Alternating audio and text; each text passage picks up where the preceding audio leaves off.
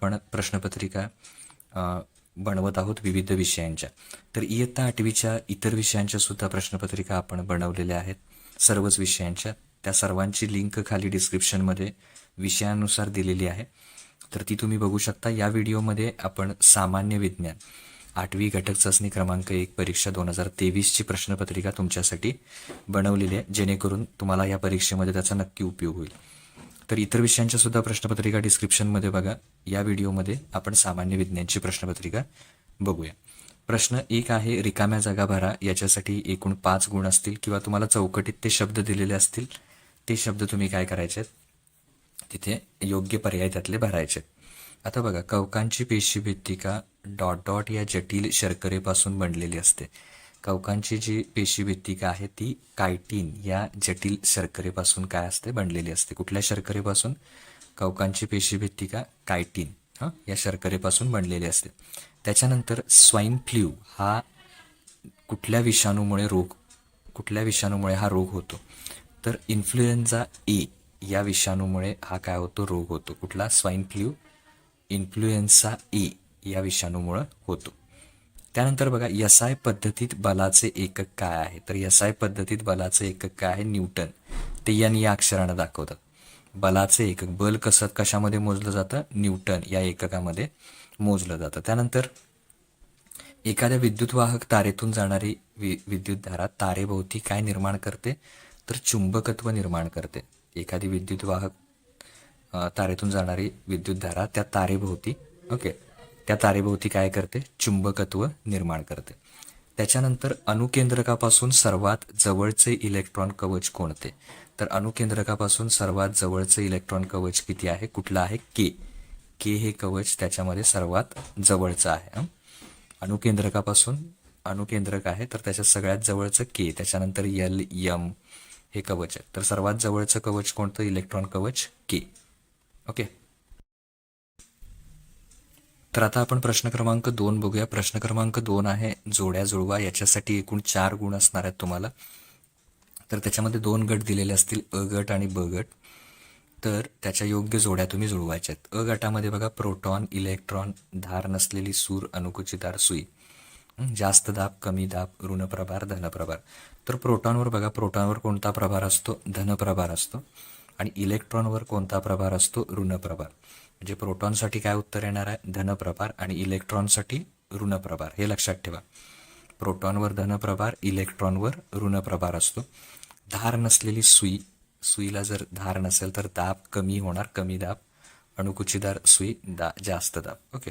तर अशा प्रकारे काय करायचं, याच्या योग्य जोड्या तुम्ही जुळवायच्या आहेत. त्याच्यानंतर प्रश्न क्रमांक 3 आहे, वेगळा घटक ओळखा. दिलेले जे शब्द आहेत त्याच्यामधला वेगळा शब्द किंवा वेगळा घटक ओळखायचा.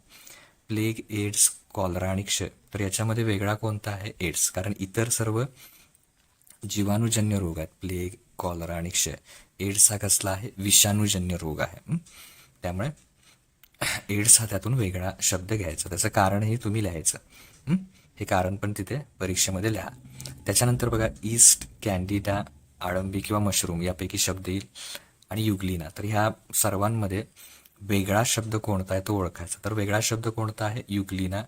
कारण ईस्ट, कॅन्डिडा आणि आळंबी ही सर्व काय आहेत? कवके आहेत.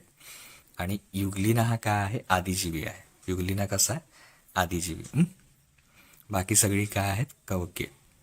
त्याच्यानंतर बघा, चूक की बरोबर ते सांगायचं आहे प्रश्न क्रमांक 3 मध्ये. प्लावक बल वस्तूच्या वजनापेक्षा जास्त असेल तर वस्तू बुडते. बघा, प्लावक बल जर वस्तूच्या वजनापेक्षा जास्त असेल तर ती वस्तू बुडते. तर हे विधान चुकीचं आहे. काय आहे? हे विधान चूक आहे. का? जर त्याचं अचूक उत्तर काय आहे, तर प्लावक बल जर वस्तूच्या वजनापेक्षा जास्त असेल तर वस्तू काय होते? तरंगते. आणि वस्तूच्या वजनापेक्षा कमी असेल तर मग बुडते. हे लक्षात ठेवा. त्याच्यानंतर बघा पुढचा, निसर्गातील काही मूलद्रव्यांमध्ये अणुअंक समान असतात परंतु अणुवस्तुमानांक विभिन्न अशा प्रकारचे सुद्धा अणु असतात. तर त्यांना आपण समस्थानिके म्हणतोय. त्यामुळे हे विधान काय आहे? बरोबर आहे. की त्यांचे अणुअंक काय असतात? समान असतात, पण अणुवस्तुमानांक मात्र भिन्न, म्हणजे वेगवेगळे असतात. तर अशा प्रकारचे अणु किंवा असणारे मूलद्रव्य असतात. तर हे विधान बरोबर आहे. आता पुढचा प्रश्न बघा, प्रश्न क्रमांक 4, शास्त्रीय कारणे लिहा. याच्यासाठी 4 गुण आहेत. शास्त्रीय कारणे 2 गुणांसाठी असे 2, 2 अधिक 2, 4. साधारण एक 3-4 मुद्द्यांमध्ये तुम्ही काय करायचं ते लिहायचे आहेत. ओके. तर बघा याच्यामध्ये थोडा वेळ, ओके जस्ट मिनिट. शास्त्रीय कारणे लिहा. पहिला बघा, थांबलेल्या बसने अचानक वेग घेतल्यास प्रवासी मागच्या दिशेला फेकले जातात. याचं शास्त्रीय कारण काय करायचं तुम्ही तिथे स्पष्ट करायचं आहे. ओके. त्याच्यानंतर पुढचा आहे, अणु हा विद्युतदृष्ट्या उदासीन असतो. अणु हा विद्युतदृष्ट्या का उदासीन असतो त्याचं कारण तिथे लिहायचं आहे. ओके. तर अशा प्रकारे तुम्ही काय करा, याची शास्त्रीय कारणं तुम्ही स्वतः शोधून लिहायची आहेत. तर आता आपण पुढचा बघूया प्रश्न. प्रश्न क्रमांक 5, आकृती काढून नावे द्या. तुमच्या पुस्तकामध्ये कोरडा विद्युत घट आहे, तर त्या कोरड्या विद्युत घटाच्या आकृतीची तयारी चांगली करा. तो कोरडा विद्युत घट जो तिथे दिलेला असणारा कोरडा विद्युत घट, तर त्याची आकृती चांगल्यापैकी काढून त्याला योग्य त्या प्रकारे नावं द्यायची. पाठ्यपुस्तकामध्ये याची आकृती आहे.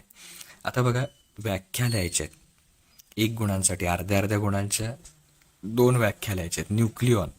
आता न्यूक्लिऑन म्हणजे काय बघा, तर अणूच्या केंद्रकामध्ये प्रोटॉन व न्यूट्रॉन हे अणुकण असतात.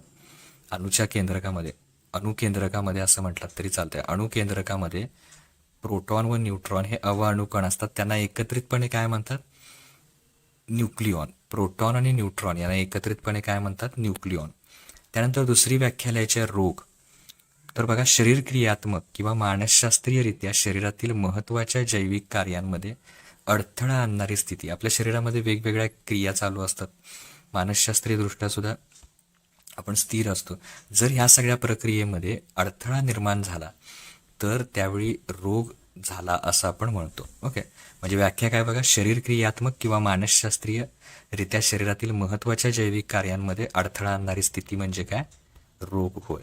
कदाचित परीक्षेला तुम्हाला आरोग्य सुद्धा विचारलं जाईल. आरोग्य म्हणजे काय, तर त्याची सुद्धा तयारी तुम्ही करायची आहे. आरोग्याची व्याख्या बघूया खाली कमेंट सेक्शनमध्ये आपल्याला योग्य उत्तर कोण देतं.